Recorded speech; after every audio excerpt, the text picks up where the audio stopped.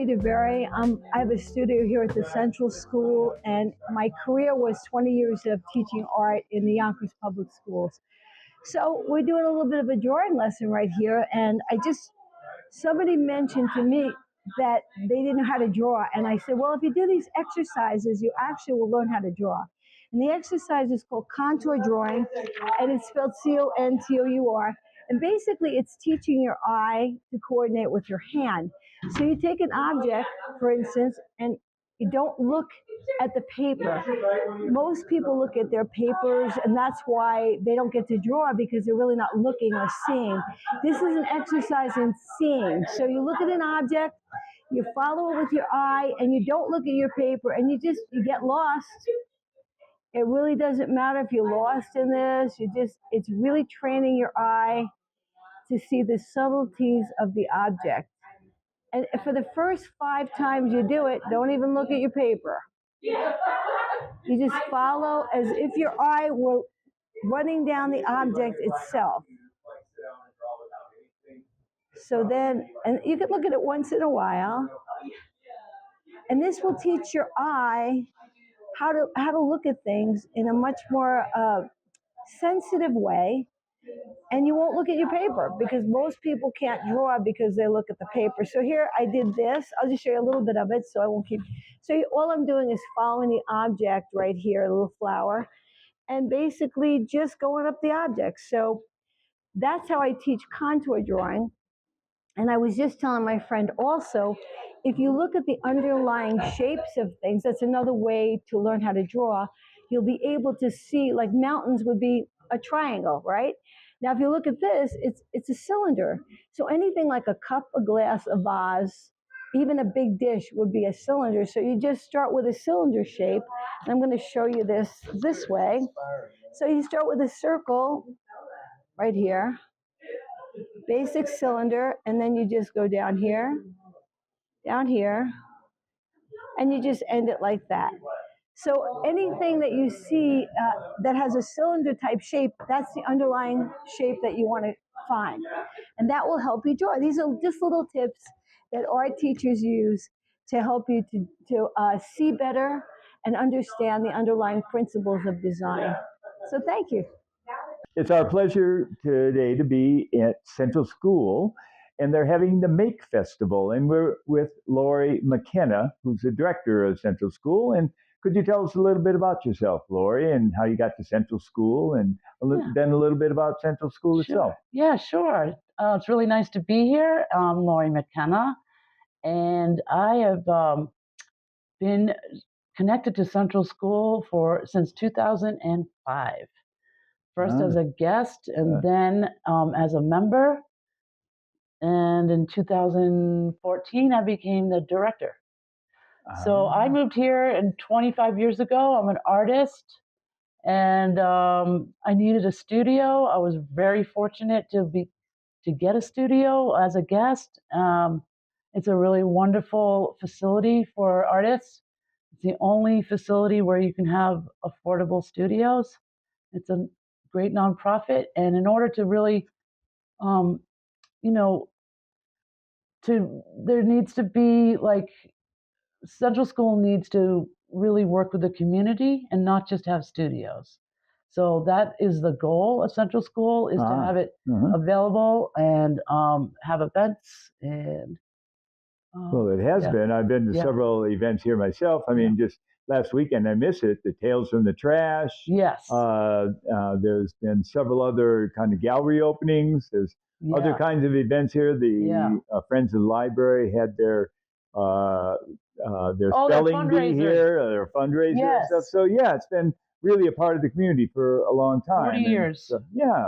And the Make Festival today is what is that? What is that about? How old is it? Yes, the Make Festival it celebrates the Youth Arts Month, and it was started 16 years ago by a previous director, Melissa Holden, and it was the best idea, that we've ever had, to have an annual festival where kids come in all day and make art for free. And when we can, we have we have music or we have dance. We're really happy we didn't have dance this year because it's very warm on March 21st. Very unusual. But yeah, Make Fest is also has a beautiful exhibition each year from the students' art from every K through 12.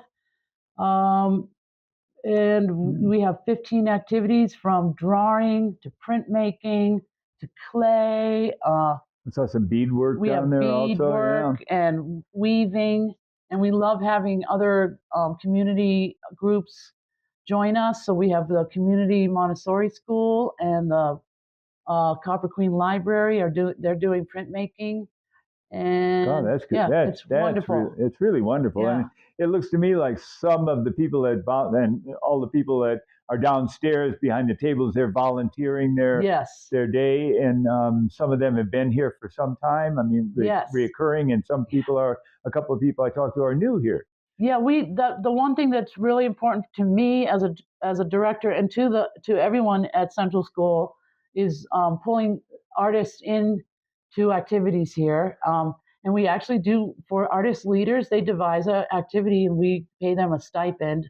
We really believe in, we have lots of volunteers, but when we want leadership and for an artist that's instructive, we pay the artists. That's great. We do that with visiting artists. We have a visiting artist program, and we have workshops. We have life drawing. We have portrait drawing.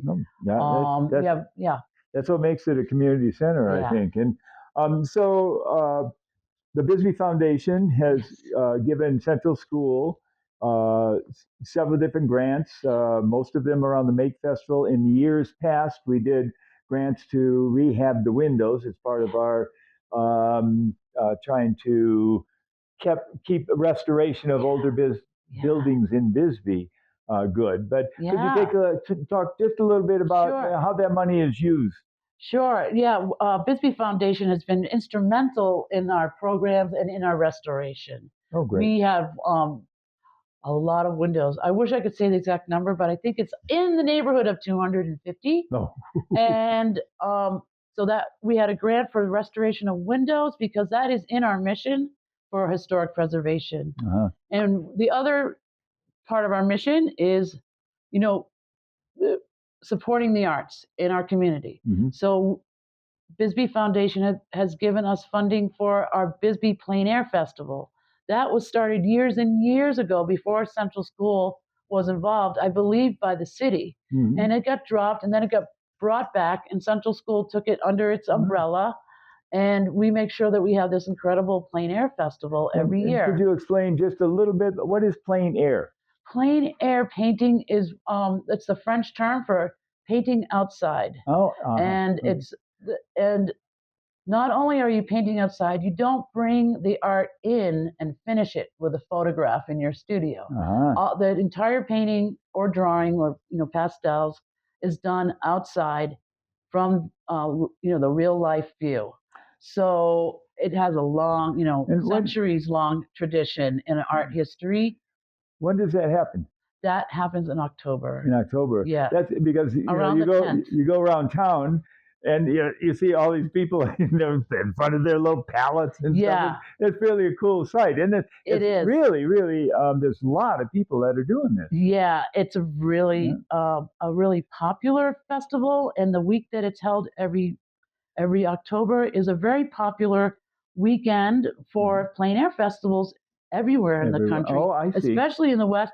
And the fact that we have people who they come back every year. They love the Bisbee Plein Air Festival because this is such a special place. Like the views are so amazing, and it's so supportive to artists and the people, the merchants and the restaurant owners, and they really welcome the artists. Yeah, they it's really an good. Economic boon to the city, I think, too. And then a little bit. So when you get a grant from the foundation, and so do you help buy supplies, or does that go to some of the artists, or? What we do for the Plein Air Festival, we do get a few different funders. So we break it up to what's appropriate to which funder. Like certain funders have restrictions.